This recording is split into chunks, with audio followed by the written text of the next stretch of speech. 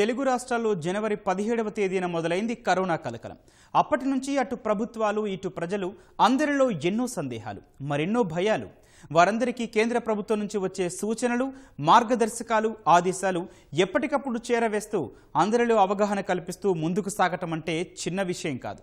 ఆ బాధ్యతలు విజయవంతంగా నిర్వహిస్తున్నారు తెలుగు రాష్ట్రాల senior health regional director doctor Anuradha.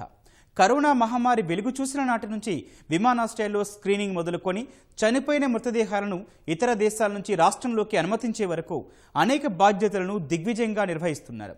రెండు రాష్ట్రాల్లో రోగులకు అందిస్తున్న చికిత్సలు, పరీక్షల గురించి ఎప్పటికప్పుడు తెలుసుకుంటూ కేంద్రానికి నివేదిస్తున్నారు.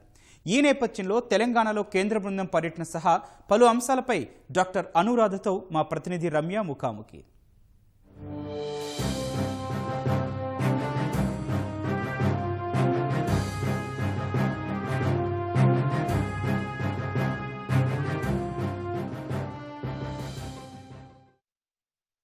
కరోనా మహమ్మారిని తరిమికొట్టేందుకు తెలుగు రాష్ట్రాల ప్రభుత్వాలు ఎంతగానో కృషి చేస్తున్నాయి. ఈ నేపథ్యంలోనే మరి ప్రభుత్వాలు తీసుకున్న చర్యలు ఏంటి, అదేవిధంగా భారత ప్రభుత్వం ఇక్కడ ఉన్నటువంటి ప్రభుత్వాలకు కావచ్చు, అధికారులకు ఎలాంటి ఇన్స్ట్రక్షన్ ఇస్తుందన్న వివరాలు తెలియజేసింది. ప్రస్తుతం అంటున్నారు తెలుగు రాష్ట్రాల senior regional director for health doctor Anuradha గారు. మరిన్ని వివరాలు ఆవిడ మాటలు తెలుసుకున్నాం. నమస్తే మ్యామ్. ముందుగా ఒక మహిళగా ఈ కోవిడ్ సిచ్యువేషన్లో ఒక అధికారిగా రాణించడం అనేది కాస్త అంటే ఎందుకంటే భయపడుతున్నారు జనం బయటకు రావడానికి, అండ్ మీరు ఫ్యామిలీలో చూసుకోవాలి, ఆఫీస్లో చూసుకోవాల్సి ఉంటుంది. సో దీన్ని ఎలా బ్యాలెన్స్ చేస్తున్నారు? ఈ సిచ్యువేషన్స్ని ఎక్స్ప్లెయిన్ చేయడంలో మీరు ఎలా కృషి చేస్తున్నారు? నిజంగా చెప్పాలంటే మా we have done a 100% job. I feel as rightly you said, ఇంట్లో ఆఫీస్లో దానికంటే ముఖ్యం ప్రజలలో అవేర్నెస్ తీసుకురావడానికి మొదటి నుంచి అంటే జనవరి 17 తారీఖు నుంచి మన దగ్గర ఎయిర్పోర్ట్లో స్టార్ట్ అయింది. ఆ రోజు నుంచి మొదలు పెడితే ఈ రోజు వరకు బహుశా ప్రతి ఒక్కరూ 4 గంటల కంటే మాకు నిద్ర లేదనుకుంటాను. ఈ అవేర్నెస్ ఎప్పటికప్పుడు ఇచ్చే గైడ్లైన్స్ కానీ మన గవర్నమెంట్ ఆఫ్ ఇండియా నుంచి వచ్చే గైడ్లైన్స్ని మనం రెండు ఏపీకి కానీ తెలంగాణకి కానీ ఇవ్వటం, వాటిని ఎప్పటికప్పుడు అమలులోకి తీసుకురావటం, ముఖ్యంగా the media has a very good role. First time lockout కానివ్వండి, సెకండ్ టైం లాకౌట్ కానివ్వండి, ఇంట్లో ఉండి ఈ కోవిడ్ని మనందరికీ ఇన్ని డెత్స్ కాకుండా కానీ, ఇన్ని పాజిటివ్ కేసెస్ రాకుండా కానీ వీళ్ళందరి యొక్క పాత్ర ఉందని నేను అనుకుంటున్నాను. ఫ్లైట్స్కి సంబంధించి ఎలాంటి గైడ్లైన్స్ ఉన్నాయి? ఒకవేళ స్టార్ట్ అయితే ఎలాంటి గైడ్లైన్స్? ఇప్పటి వరకైతే May 3 వరకు ఎలాంటి ఇంటర్నేషనల్ ఫ్లైట్స్ కానివో, డొమెస్టిక్ ఫ్లైట్స్ కానీ ఇప్పటి వరకు అంటే ఫ్లై కావడానికి మేమేమీ డైరెక్షన్స్ ఇవ్వలేదు. ముందులాగా అందరూ కలిసి రావటం కానీ, కలిసి టికెటింగ్ దగ్గర నిలబడడం కానీ, లేకపోతే సెక్యూరిటీ దగ్గర అందరూ కలిసి నిలబడడం కానీ, that's not a advice thing even for few days. మీరు ఏపీ తెలంగాణ రెండు స్టేట్స్కి కూడా సీనియర్ రీజనల్ డైరెక్టర్. సో రెండు స్టేట్స్లో కంపారిటివ్గా ఉన్నప్పుడు ఎలాంటి సిచ్యువేషన్స్ ఉన్నాయి? ఎందుకంటే ఏపీలో కేసెస్ పెరుగుతున్నాయి, చాలామంది ఎలిగేట్ చేస్తున్నట్టు ఏపీలో టెస్ట్లు ఎక్కువ చేస్తున్నారు, బట్ తెలంగాణలో చేయడం లేదనేది. దీని మీద మీరు ఏమంటారు? ఆ రెండు స్టేట్స్ ఎట్లా వర్క్ చేస్తున్నాయి అనుకుంటున్నారు? ద ల్యాబ్ టెస్టింగ్ అనేది actually as per the government of India guidelines ప్రకారంగా వేరే the primary contacts and the secondary contacts ఏవైతే ఉంటాయో, దాని తర్వాత ఏదైతే పాజిటివ్ కేసు వస్తుందో అంటే దాని చుట్టుపక్కల ఏదైతే ఉంటుందో ఆ పాజిటివ్ ప్రైమరీ కాంటాక్ట్స్ కానివ్వండి, లేకపోతే పాజిటివ్ కేసుతో ఉన్న ప్రైమరీ కాంటాక్ట్స్ కానివ్వండి, సెకండరీ కాంటాక్ట్స్ కానివ్వండి, ఎక్కడైతే మనకి చాలా వచ్చే అవకాశం ఎక్కువగా ఉంటుందో కమ్యూనిటీలో, అతను ఒక బజార్కి వెళ్ళాడు, ఒక షాప్కి వెళ్ళాడు, so he got an interaction with them. So when he got an interaction with them, so we are testing for those people. So AP government has taken such a way that and to test those people, but andariki cheyatledu. So it was restricted to some 42,000 48,000 ఏదో ఉంది lab టెస్టింగ్కి. So ఎవరైతే primary contacts ఉంటారో, ఎవరైతే secondary contacts ఉంటారో, ఎవరైతే మనకు probable వాళ్ళు వీళ్ళతో టచ్ అయ్యారు, వీళ్ళకు ఉండవచ్చు, సో ఇవన్నీ సస్పెక్టెడ్ అంటాం మనం. సో ఇలాంటి కేసెస్ అన్నీ చేస్తున్నారు. The same time at the Telangana also, they were doing the same wise. But when we take it, positive cases అనేవి ఎక్కువగా వస్తున్నాయి ఏపీలో ల్యాబ్ టెస్టింగ్ వల్ల అనేది కాదమ్మా. అంటే మన సర్వేలెన్స్ సిస్టమ్ అనేది చాలా స్ట్రాంగ్గా ఉంది. వాట్ ఐ ఫీల్ ఈస్ ఎన్ని పాజిటివ్ కేసెస్ వచ్చాయి అనే దానికంటే కూడా the strong surveillance system what we got it. ఈ ర్యాపిడ్ టెస్ట్ కిట్స్కి సంబంధించి పర్మిషన్స్ ఇచ్చాక 2-3 డేస్లోనే మళ్ళీ వద్దు ఆపేయండి అని ఐసీఎంఆర్ చెప్పింది. దీనికి ఏమైనా ప్రత్యేకమైన కారణం ఉందా? అంటే అలా కదమ్మా, కొన్ని దాంట్లో from I feel from the Gujarat or Rajasthan, I don't remember the proper state, but అక్కడ ఫాల్స్ పాజిటివ్ కేసెస్ వచ్చాయి అని చెప్పి, false positive and false negative cases RDT కిట్స్తో వచ్చాయి అని చెప్పి ఎవరో they have given the suggestion to the ICMR. So immediately the ICMR said, because every test మేము తీసుకునేటప్పుడు ఆ టెస్ట్లో నుంచి we will take the sampling తీసే ఇస్తాము. కానీ ఒక్కొక్కసారి if some complaint we got it, so ఇమ్మీడియట్గా ఫస్ట్ మెజర్ ఏంటంటే to stop it. Then again we will take up ఆ బ్యాచ్ నుంచి కానివో ఆ బ్యాచ్లో నుంచి శాంపిల్స్ కలెక్ట్ చేసి then again we will test it. So if it is not అంటే ద కన్ఫర్మేషన్ మనకి 100% కన్ఫర్మ్గా ఉన్నాయి వాటి రిజల్ట్స్ అని అన్నప్పుడు again we will release saying that you use the kits. The same thing it was happen. So it was stopped for a moment and then after the third day again we have released, you can use it.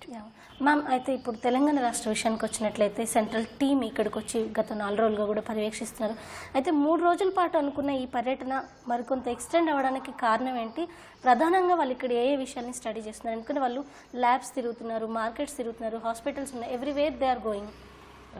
The recent one అది ఇది inter ministerial committee అమ్మా. ఇది what we have identified all over country lo we want a strict containment plan, a quarantine to be strictly to be followed by all the states in the country. So wherever the high potential areas evaithe unnayo, you must be knowing like Maharashtra, yes, and the Rajasthan, Gujarat and our place will కొంచెం మనది కింద ఉందనుకోండి. But అందులో కూడా ఒక్కొక్క స్టేట్లో ఏ districts లేకపోతే cities అక్కడ ఎక్కడైతే చాలా ఎక్కువ పాజిటివ్ కేసెస్ ఒకవేళ నమోదు అవుతున్నాయో అక్కడ we want a strict containment plan to be implemented. So in that hour Hyderabad is also one of the when we study the positive confirmed cases చూసుకున్నట్టయితే ఎక్కువ కేసెస్ మనకు హైదరాబాద్ నుంచే ఉన్నాయి. కాబట్టి హైదరాబాద్లో what we need is a strict containment plan, not only from the health side, you know pretty well, and then వాళ్ళ groceries కానివ్వండి, లేకపోతే మార్కెట్స్ కానివ్వండి, లేకపోతే మైగ్రేటరీ పాపులేషన్ కానివ్వండి, లేకపోతే వాళ్ళు ఉన్న చోట్లలో వాళ్ళకుండే రెస్ట్రిక్షన్స్ ఏవైతే ఉన్నాయో ఆ ఇంటికి ఎన్ని హౌసెస్ తీసుకోవాలి, ఎంతవరకు మనం కంటైన్మెంట్ జోన్ పెట్టాలి, ఆ ఇంట్లో నుంచి బయటకు రాకుండా మనం ఎలాంటి ఫుడ్ సప్లైస్ అవన్నీ వాళ్ళకి చెయ్యాలి. So this is a inter departmental coordination. So this last 4 days and then the same thing what we have done. Dead bodies disposal కూడా చాలా గైడ్లైన్స్ ఉన్నాయి. అవి ఏమేమి గైడ్లైన్స్ ప్రధానంగా ఇంప్లిమెంట్ చేయాల్సి ఉంటుంది? అండ్ స్టేట్స్ విషయానికి వచ్చినప్పుడు డెడ్ బాడీస్ డిస్పోజల్ ఎలాంటి జాగ్రత్తలు తీసుకుంటున్నారు? Now we are in the lockdown period.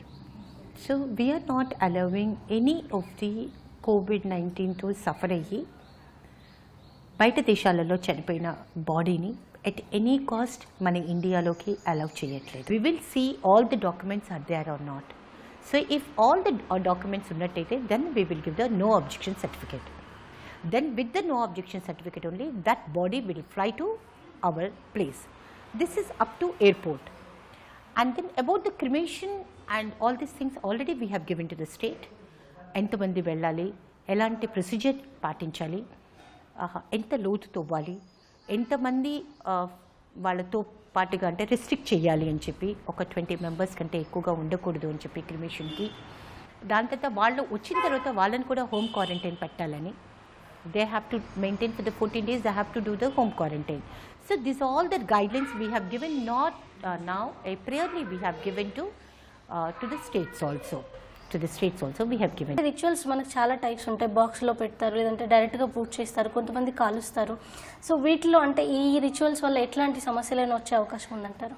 యాక్చువల్గా see any of the government I will not ఫీల్కి ఒకరి ఎవరైతే రిచువల్స్ ఉన్నాయో వాటిని ఇంటర్ఫియర్ చేయటం అనేది గవర్నమెంట్స్ యొక్క ఇంపార్టెన్స్ కాదు అని నేను అనుకుంటాను. Every one has their own religion, every one has their own rituals. So we should not ask him to do certain things like this only. So AP Vizag కానివ్వండి, ఇతర ప్రాంతాల్లో పర్యటించారు. కర్నూలులో చాలా ఎక్కువ కేసెస్ ఉన్నాయి. దీన్ని ఎలా చూడొచ్చు? అక్కడ మీరు ఎలాంటి సజెషన్స్ ఇవ్వడం జరిగింది? యాక్చువల్గా కంటైన్మెంట్ మేము మాట్లాడినప్పుడేమో Kurnool and Guntur and Prakasam districts, Krishna district, Prakasam district, this the 4 districts కొంచెం ఎక్కువగా ఉంది అక్కడ. అంటే మాకు పాజిటివ్ కేసెస్ అనేవి ఎవ్రీడే పెరుగుతూ ఉంది. ఓవర్ దేర్ ఇంకో కొంచెం అంటే what the plans which we have done the containment plan. వైద్యులు విషయంలో ప్రభుత్వాలు మరింత జాగ్రత్తగా ఉండాల్సిన అవసరం ఉందంట. I would like to say first they know very well.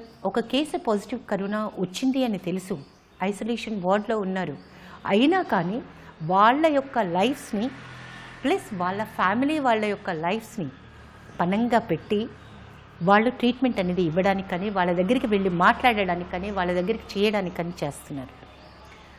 In this situation కొన్ని చోట్లలో, ఇండియాలో మధ్యప్రదేశ్లో కొన్ని చోట్లలో కానీ, మన తెలంగాణలో 1-2 సార్లు ఇన్సిడెన్సెస్ డాక్టర్ల మీద దాడి చేయటం కానీ, ఇలాంటివి నిజంగా చాలా పెయిన్ఫుల్ పార్ట్. మనమంటూ హ్యుమానిటీ మనకుంది, వాళ్ళు మన గురించి చేస్తున్నారు కాబట్టి. అయినా government of India has taken ordinance, you know about what type of punishments they have. చివరిగా ఈ కరోనా సమయంలో దీన్ని ఎదుర్కోవడం కోసం, మహమ్మారిని ఎదుర్కోవడానికి మీరు ప్రజలకు ఇచ్చే సందేశం ఏంటి? ఒకవేళ మే 3 తర్వాత లాక్డౌన్ ఎత్తివేశారనుకోండి, ఆ రోజు కూడా మనము ఏదైతే సెల్ఫ్ డిసిప్లిన్ అని అనుకుంటున్నామో, సెల్ఫ్ కంటైన్మెంట్ అని ఒక మాట అంటున్నామో, కాబట్టి ఆ రోజు కూడా తర్వాత కూడా అట్లీస్ట్ కొన్ని రోజుల వరకు ప్రపంచం మొత్తంలో ఆ కరోనా వ్యాధి అనేది పోయింది అనేది తెలిసే వరకు, మన దేశంలో ఒక్క కేసు కూడా ఒక పాజిటివ్ కరోనా వైరస్ లేదు అనే వరకు మనం సోషల్ డిస్టెన్స్ ఏదైతే ఉందో సోషల్ డిస్టెన్స్ని పాటించడం, putting a mask it's a mandatory. ఎక్కడైతే క్రౌడెడ్ ప్లేస్ మాస్ గ్యాదరింగ్స్కి వెళ్ళకపోవటం, అండ్ దెన్ ఎప్పుడైతే దూరంగా ఉంటామో, ఏదైతే టచ్ మన శానిటేషన్ చేసుకుందాం అనేది చెప్తున్నామో, దూరంగా ఉండి మాట్లాడటం, సేమ్ అగైన్ నమస్తే పెట్టడం, శానిటైజర్ జేబులో పెట్టుకోవటం, ఎప్పుడు ఎక్కడికి వెళ్ళినా కానీ ఆ శానిటైజ్ చేసుకోవటం, ఇంటికి బయటికి వెళ్ళొచ్చే వాళ్ళు శుభ్రంగా వాళ్ళ ఆర్టికల్స్ కానీ అవన్నిటిని చేయటం, వీలైనంత వరకు తక్కువ వస్తువుల్ని తీసుకొని బయటకు వెళ్ళటం, ఇంటికి వచ్చిన తర్వాత ఇంట్లోకి తీసుకునేటప్పుడు అవన్నిటిని క్లీన్ చేసి ఇంట్లోకి తీసుకోవటం. So these all the things we have to follow even if the lockdown అనేది ఎత్తేసినా కానీ మనం పాటించాల్సిందే.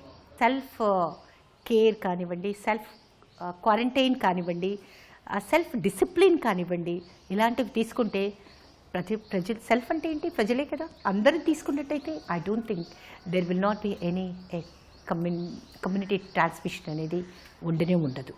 థ్యాంక్ యూ సో మచ్, ధన్యవాదాలు. Thank you very much. అయితే లాక్డౌన్ సమయంలో ఎలాంటి జాగ్రత్తలు తీసుకుంటున్నారో, ఒకవేళ మేము మొదటి వారంలో లాక్డౌన్ని తీసివేసినప్పుడు కూడా అంతకంటే ఎక్కువ జాగ్రత్తలు తీసుకుంటూ, అంటే కమ్యూనిటీలో ఇది స్ప్రెడ్ అవ్వకుండా జాగ్రత్త పడాల్సిన బాధ్యత ప్రజలపై ఉందని చెప్పి, మరోవైపు వైద్యులని వైద్యులను చాలా ఉన్నతంగా చూడాలని చెప్పి, వాళ్ళ మీద దాడులను పూర్తి స్థాయిలో ఖండించాలని చెప్పి ఆవిడ పిలుపునిస్తారు. ఇక మరోవైపు తెలుగు రాష్ట్రాలు రెండు కూడా కరోనా మహమ్మారి నియంత్రణ కోసం అద్భుతమైన కృషి చేస్తున్నారని అభిప్రాయాన్ని వ్యక్తం చేస్తున్నారు. కెమెరా పర్సన్ రమణ మహేష్తో రమ్య, ఈటీవీ న్యూస్, హైదరాబాద్.